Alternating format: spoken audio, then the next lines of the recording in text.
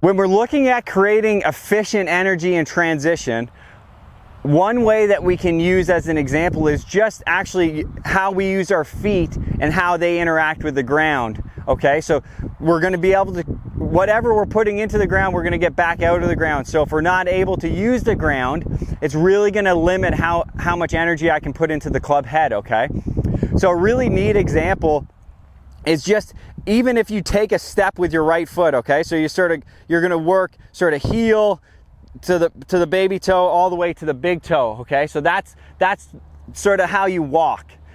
In your golf swing, we actually want to use a little bit of that to help us produce that first move in transition. Okay, so if I get set in here, so I'm in my good setup position. Okay, so as I get to the top, I'll do face on in a second. As I get to the top, I want this right hip to be a little bit high, but I definitely want the pressure to be all the way into the right heel. Okay, so if the pressure's in the right heel, it's similar to the walking motion, then I can let it move all the way through my foot, all the way out to my toe, and then that's going to help me produce that hard rotational move that a lot of long hitters are going to be able to produce. Okay, so if I'm able to do that, so again from face on, so I let everything load up into that hip, and in doing that, the pressure is going to move all the way to that right heel. Okay, so it's in the right heel, then I'm going to go into my walking motion, let it move all the way back into the toe, and then off that right foot,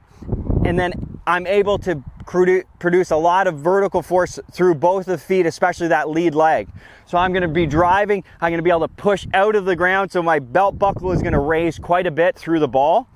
But that's all set up through how I'm loading into that right leg and right hip. Okay, so if I did the other way, if say my right foot got a little bit light and then I started to push, then it's going to put me in a position where it's going to push me away from the target. Similar to like if I did a throwing motion and I'm forward and I say, okay, throw it as far as you can, it's going to push you back as you try to throw forward. Okay, so we want to use the ground efficiently, similar to throwing, right side, and then I'm able to drive off of it.